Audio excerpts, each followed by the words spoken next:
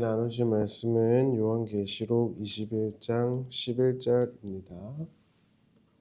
제가 봉독하겠습니다. 또 내가 크고 흰 보좌와 그 위에 앉으신 이를 보니 땅과 하늘이 그 앞에 피하여 간데 없더라.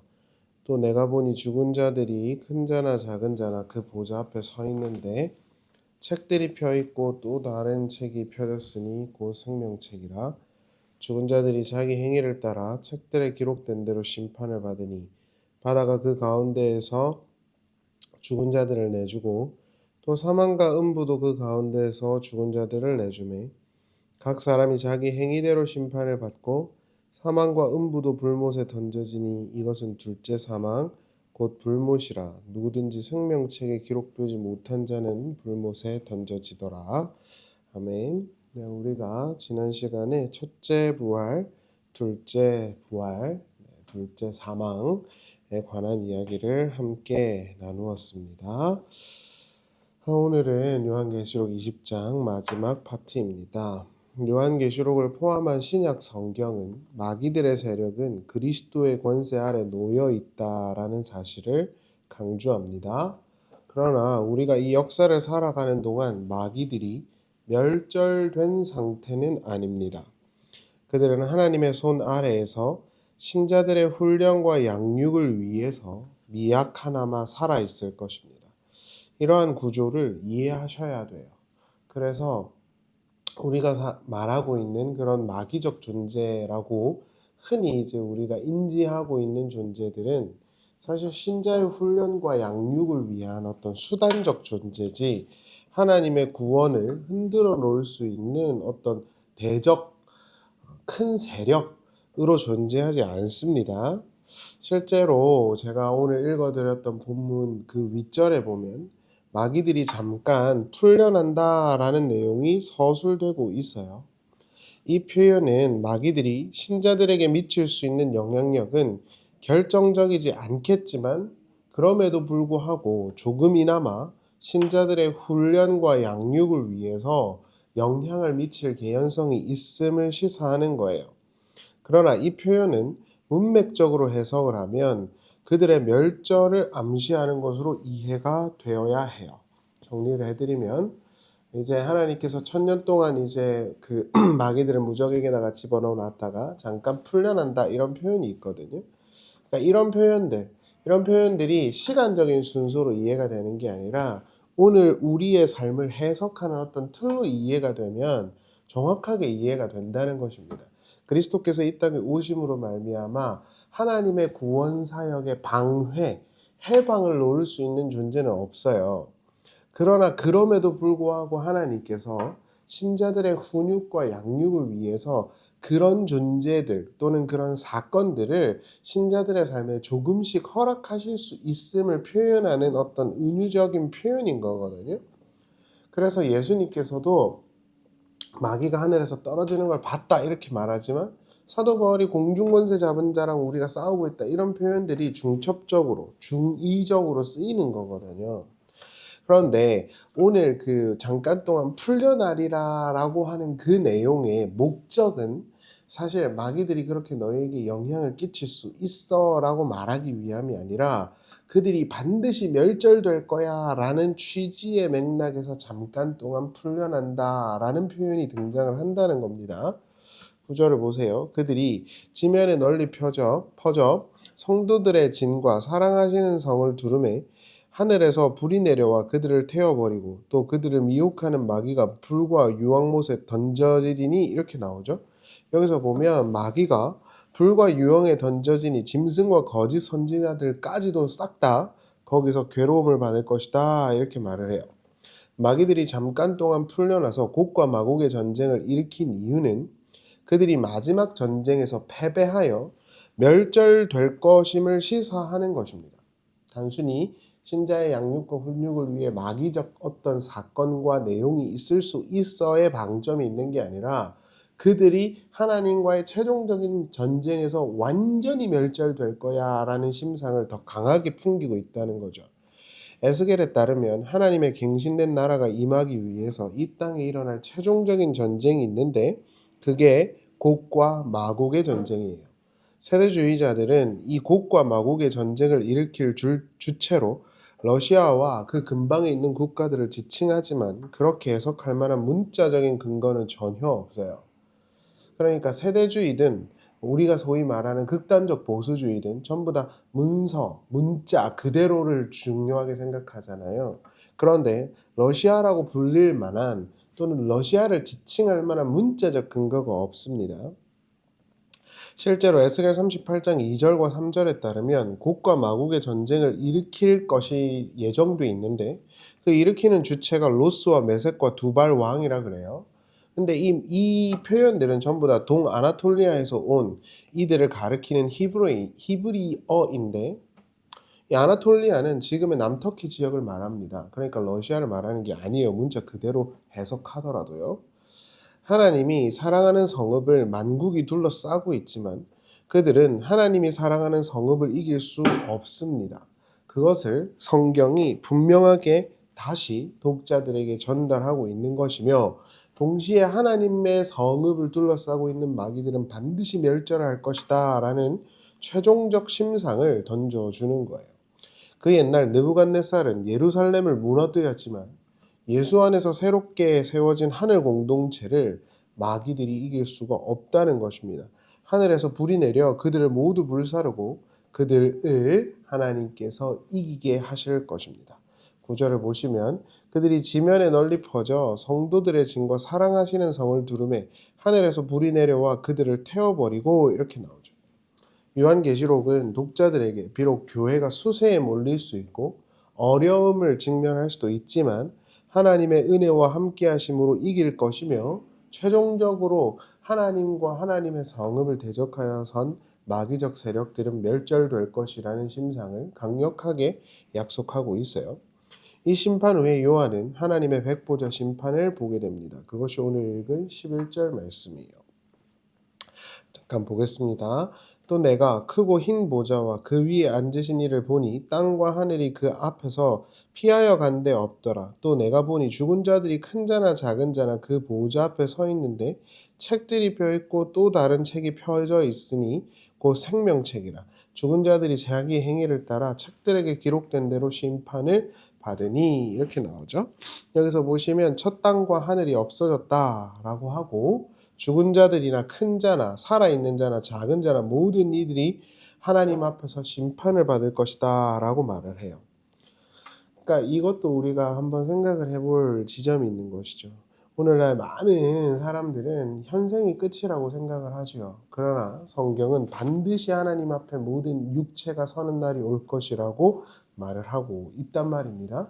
이런 최종적인 심판 그리고 분명히 하나님 앞에 각 이 사람들이 서게 될 것이라는 사실 이런 것들이 주는 힘이 있거든요. 그냥 단순히 이 땅에서 그냥 욜로야 재밌게 놀다 우리 빨리 그냥 죽으면 끝이야 이런 식의 어떤 가르침을 성경은 가르치지 않아요. 반드시 모든 이 땅에 있는 피조물들이 하나님 앞에 서게 될 것이라고 말을 하지요. 하나님의 심판대를 보면 다양한 책들과 생명책이 있는데 이 심상은 다니엘서 7장 10절의 그림을 그대로 인유한 것입니다. 요한은 최후의 심판이 있을 것임을 분명히 확인했습니다. 구약 성경을 비롯한 성경은 하나님 앞에 모든 이들이 서서 심판을 받게 될 날이 있을 것임을 시사합니다. 그리고 그 심판에서 오직 하나님의 생명책에만 기록된 자들이 살아남고 나머지들은 지옥 불못에 들어갑니다. 이걸 한번 잘 생각을 해봐야겠죠. 우리가 이 땅에서 하나님의 최종적 심판이 있고 우리가 이 땅 이후의 삶이 있다라는 걸 생각해 보면 우리가 어떻게 지금을 살아야 할지 깨달아질 수 있죠. 지금 엘리야 선교사가 말한 것처럼 보이지 않는 것을 위해서 보이는 것을 버리는 자는 바보가 아니라 그랬잖아요. 그러한 인식이 좀 필요하다는 것입니다. 15절에 보시면 누구든지 생명책에 기록되지 못한 자는 불못에 던져진다 이렇게 나와요. 앞서 전술했지만 책 이것은 다니엘서 7장 10절 생명책이라는 것도 다니엘 12장 1절에서 인유한 것입니다. 그러니까 이번 주부터 저희가 이제 다니엘서를 공부할 텐데 다니엘이 요한계시록이 어떻게 보면 어머니 같은 격이에요. 어떤 그 상징과 심상들을 다 가지고 있죠. 그런데 요한계시록에 따르면은 이 생명책은 사실 어린 양의 생명책이에요. 요한계시록 13장 8절을 보세요. 죽임을 당한 어린 양의 생명책에 창세 이후로 이름이 기록되지 못하고 이 땅에 사는 자들은 다 짐승에게 경배하리라. 여기서 보시면 죽임을 당한 어린 양의 생명책이라고 기록이 돼 있죠. 요한계시록 안에서 생명책의 주인은 마땅히 죽임을 당한 어린 양임이 틀림이 없어요. 예전에 어떤 유명한 목사님께서 자기가 생명책에다가 뭐 누구를 지어버리겠다 이런 표현을 해가지고 아주 큰 이슈가 된 적이 있거든요. 생명책은 인간이 쓰고 빼고 하는 게 아닙니다. 생명책의 주인은 어린 양이신 그리스도 예수시죠. 그래서 여기서 보면 죽임을 당한 어린 양의 생명책이라고 명시되어 있는 거예요. 이 심상을 이해하기 위해서 우리는 6월절의 어린 양을 이해해야 합니다. 죽임당한 어린 양의 생명책을 이해하기 위해선 6월절 어린 양을 이해해야 한다는 것입니다. 세례 요한은 예수께서 하나님이 세우신 어린 양이라고 천명을 하는데 이는 그분의 죽음과 희생이 그분 안에 있는 모든 신자들을 위한 대속의 죽음이라는 것을 천명한 것입니다. 아시다시피 출애굽기에 따르면 하나님이 애굽을 치실 때 주셨던 마지막 재앙은 장자가 죽는 것이었어요. 그 장자의 죽음의 심판을 면하기 위해서 필요한 것은 어린 양의 희생, 피였어요. 어린 양의 피가 문과 문방과 문설주에 있는 자들은 심판을 면했습니다. 그러한 심상을 그대로 가져온 것이죠. 그래서 죽임을 당한 어린 양의 생명책에 기록된 자는 결국 누구냐면 어린 양 예수 그리스도의 보혈로 자신의 죄와 존재론적인 모든 허물들을 덮은 자, 씻은 자들인 거예요. 그분의 보혈과 그분의 대속의 사랑을 믿고 그 보혈을 의지하여 하나님께 나아가는 자들, 그러한 자들이 어린 양의 생명책에 기록된 자들인 거예요. 내 스스로의 자랑이 아니라. 이걸 조금만 더 확장하면 우리에게 엄청나게 많은 것들이 이해가 되어집니다. 사도 바울이 사르카란 말을 쓰거든요. 육체란 뜻이에요. 육체의 생각은 사망이요 할 때 그 사르카가 육체입니다. 근데 그 육체라는 말과 반대에 있는 접점이 뭐냐면 푸뉴마토스, 영입니다. 육과 영이죠. 그런데 육은 결국 바울 신학에서 뭐냐면 나를 자랑하는 거거든요. 사도 바울이 나를 죽였다 그러잖아요. 나를 앞세우는 거. 이게 육이에요. 나라는 사람에게서 나오는 공로, 업적, 자락, 족보까지 싹 다. 그걸 자랑하고 의지하고 내세우면 그게 육체의 생각인 거예요. 그래서 교회당에서 뭔가 열심히 하더라도 그게 육체의 생각일 수 있는 거예요. 남들 앞에서 막 이렇게 뛰고 난리치고 그게 육체일 수 있다니까요. 그게 나를 뽐내면은. 사도 바울에게 있어서 영이라는 개념, 푸니마토스라는 건 나라는 존재가 아예 이렇게 삭제된 겁니다. 내가 아니라 그리스도라는 분 안에서 내가 있다는 걸 이해하고 그걸 고백하는 자들이 푸뉴마토스, 성령으로 사는 자들이에요. 그래서 그런 사람들에게는 나라는 사람이 교회에서 인정 안 되는 게 더 좋은 거예요. 그러니까 왜 우리 목사님이 나를 안 알아줘? 이따구 소리 절대 안 된다는 소리입니다. 아, 내가 어떻게 했는데, 내가 어떤 사람인데, 나를 어떻게 이렇게 나를 멸시할 수 있어? 나를 왜 안 높여줘? 이런 소리는 있을 수가 없는 거라고요. 사도 바울의 신학에서. 여러분들이 아시다시피 야고보서에서도 분명히 그러잖아요. 하나님 아버지 앞에서 내가 믿음을 갖고 살아가는 거, 진짜 그 믿음을 갖고 살아가는 거, 그게 진짜 믿음인 건데 나라는 사람이 드러나고 나라는 사람의 자격과 공로와 업적이 드러나면 그건 믿음 없는 행함인 거예요. 각설하고 신약 성경은 어린 양 예수의 보혈이 모든 믿는 신자들을 위한 대속의 희생 증거임을 천명해요. 그래서 예수 그리스도의 죽음 안에서 나라는 존재가 삭제되고 예수만 자랑된 자들, 사도 바울이 그리스도 예수 안에서 나라는 자는 죄인 중에 괴수구나. 나 진짜 별 볼 없네. 옛날에는 내가 바리새인 중에 바리새인이고 우리 부모님이 유대인들 중에서도 엄청났고 내가 얼마나 하나님을 열심으로 섬겼는데 이게 자랑이었어 하던 게 싹 다 부정되는 거예요. 그리고 나는 아무것도 아닌데 예수 그리스도 안에서 하나님 나라가 모두 이루어졌구나. 예수가 다 이룬 거구나. 내가 이룰 수 있는 거 하나도 없네. 그래서 나라는 사람이 아예 삭제되는 거. 그러니까 그렇게 이해를 하고 있는 사람들은 자기 안 알아주고 교회가 자기 중심적으로 안 돌아가도 오히려 감사하다니까요. 이게 진짜 진리를 아는 사람들이어야 하는데 진리 거리는 사람들도 이걸 몰라요. 오히려 자기보다 더 뭔가 열심히 하는 사람들 비난이나 하지. 그러니까 그게 무슨 우리 스승들이 가르친 진리입니까? 말도 안 되는 소리죠. 그냥 그런 것들 뒤에 숨어 있는 것에 불과해요. 주께서 말씀으로 다 가려내실 거예요. 종말의 날에. 말씀을 마치겠습니다.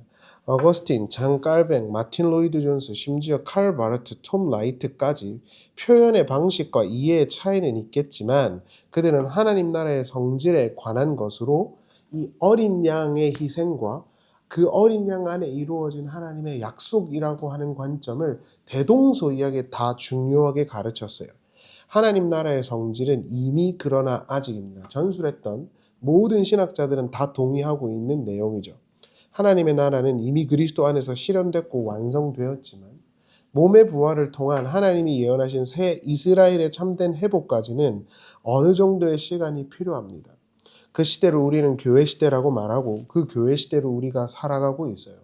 이 교회 시대를 살아가는 자들은 어린 양 예수의 희생과 보혈을 의지하며 날마다 자신을 그 어린 양 예수 속에서 이해하려고 노력할 것입니다. 그렇게 이해한 사람들은 절대 내가 드러날 수 없어요.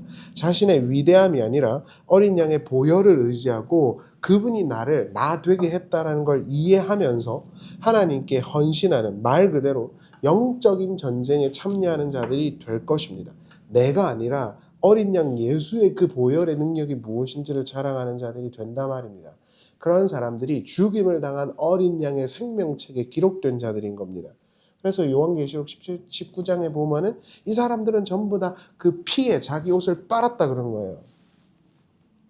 어린 양 예수의 죽음과 희생 그리고 그분의 보혈로 인하여 우리는 마귀들의 나라와는 무관한 자가 되었고 예수님의 말씀처럼 예수와 예수를 보내신 자를 믿음으로 말미암아 예수를 자랑하고 그분의 말을 듣는 자는 영생을 이미 얻었고 에케이테 가졌고 그 생명을 이후에는 사망으로 들어가지 않으면 심판에 이르지도 않습니다. 이렇게 어린 양과 어린 양 보내신 자를 믿고 그분의 말씀을 에케이테 가지고 있는 자들 에케이 그런 사람들이 생명책에 기록된 자들이겠죠. 따라서 그들은 어린 양 예수의 모습을 닮아 하나님만 예배하며 주어진 삶에서 세상과 타협하지 않고 살아갈 것입니다. 그런 이들은 이미 천년왕국을 누리고 있는 것이며 최후의 심판에서 둘째 사망의 해를 당하지 않을 것입니다. 이 복이 우리에게 있는지 요한계시록 마지막 20장 마지막 파트에서 한번 확인해 볼 수 있었으면 좋겠습니다. 우리가 지금 자랑하고 있는 것은 무엇인가?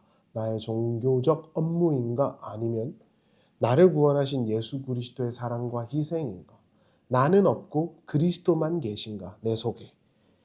그러니까 제가 교회 생활을 하면서도 누차 생각이 되는 게 제가 전도사 할 때도요. 제가 감리교단에서 이제 전도사를 했는데 전도사 할 때도 연말만 되면 교회가 시끄러워요. 누가 회장을 했다, 누가 권사를 받았다, 누가 장로를 받았다, 나는 왜 안 주냐 이것 때문에 아주 시끄러워요. 그러니까 저는 그런 것들이 이렇게 표현해서 죄송합니다만 뭐가 그렇게 중요한가 싶어요. 내가 장로가 된다 그래서 하늘에서 장로 되는 겁니까? 내가 권사 된다 그래서 내가 하늘에서 권사 되는 거예요. 성경에 보면은 하늘에는 권사란 직분이 없어요. 하늘에는 장로라는 직분도 있긴 하지만 이미 다 자리가 있습니다. 하늘에는 모두 하나님과 성도밖에 없어요. 그러니까 성도라는 말이 얼마나 좋은 말인데요. 하기오스잖아요. 거룩한 자들이라는 뜻이에요. 천국에는 직분이 없어요. 그런데 이 땅에 그 하나님 나라의 어떤 모형을 담고 있다라는 교회 안에서 어찌 그리 직분들에 대한 욕심이 많은지, 왜 쟤는 회장이고 왜 나는 부회장이고 왜 나는 저런 거 안 되고 이런 것들 때문에 얼마나 실망하고 그러는지 저는 이해가 잘 안 돼요. 납득이 안 됩니다. 도대체 그게 무슨 소용이 있습니까? 진짜 하나님 아버지의 그 사랑과 은혜를 알면 나는 없어져야 된다니까. 교회에서 와, 저 장로님, 저 권사님, 저 집사님 대단해 박수 쳐주고 그 사람 중심으로 돌아가는 걸 누리고 있으면 안 된다니까요. 그게 어떻게 마귀의 일이라는 걸 모릅니까? 나는 없어져야 돼요. 그리고 나를 통해서 내 주변에서 많은 사람들이 그 그리스도의 사랑을 흘려주면 되는 거거든요. 내가 없어지는 거. 그리고 그리스도가 드러나는 거. 그래서 이런 사람들은 자기를 절대 뽐낼 수가 없어요. 그게 어린 양 예수 그리스도의 그 보혈을 의지하는 자들의 삶이거든요. 그런데 그런 모습들은 하나도 없고 어떻게 된 영문인지 나라는 사람이 어떻게 교회했고 나라는 사람이 어떻게 했는데 어떻게 목사님이 나를 인정 안 해주고 내 중심으로 안 돌아가지? 그래서 삐지는 거잖아요. 그게 얼마나 사도 바울이 육체의 일이라고 말했던 건지를 신학적으로 잘 모르니까 그런 거 하는 거란 말입니다.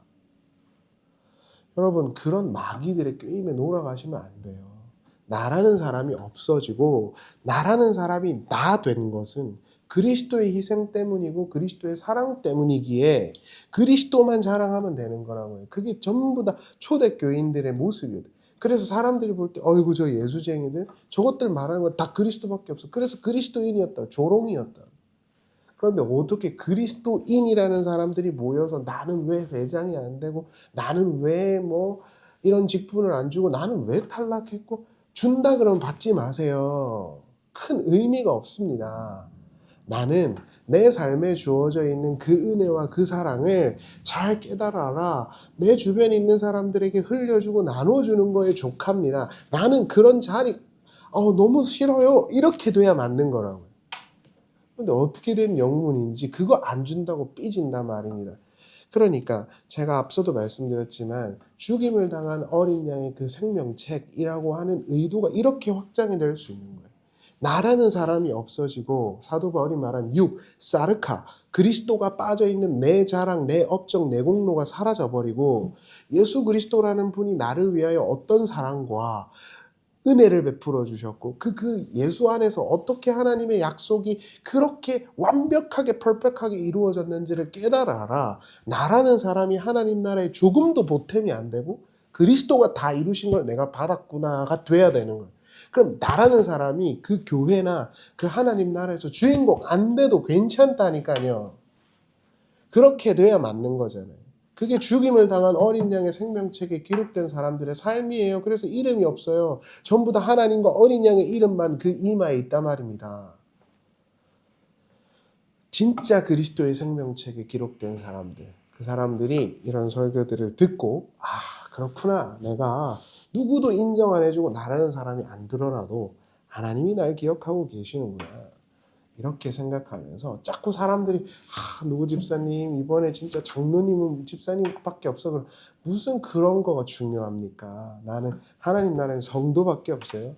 나는 그 성도로 하나님의 그 사랑 잘 배워서 내가 할 수 있는 한 힘써서 다른 사람들 도와주는 거 그거면 족합니다. 다른 사람들 하라 그러세요. 그렇게 해야 맞는 거 아니냐. 모쪼록 시험에 드시지 마시라고 마지막으로 조금 첨언을 했습니다. 그리스도의 그 생명책에 기록된 신자의 삶을 저와 우리 모두가 살아갈 수 있기를 바랍니다. 기도하시겠습니다. 하나님 은혜를 감사합니다. 우리는 우리를 자랑할 수 없습니다. 우리는 우리를 자랑하기 위해 살아가는 사람이 아니라 사도 바울이 말한 것처럼 나를 위하여 죽으신 예수 그리스도를 믿는 믿음으로 그분을 자랑하면서 살아가는 사람들이어야 합니다. 그런 사람들은 하나님이 사랑하시는 성읍이고 그들은 둘째 사망과 죽음에서 면하여 질 것입니다. 우리가 그렇게 어린 양 예수만을 자랑하고 예수님의 보혈만을 의지하며 하나님께 나아가는 진정한 그리스도인이 되게 하여 주시옵소서. 감사드리오며 예수님의 이름으로 기도합나이다. 아멘.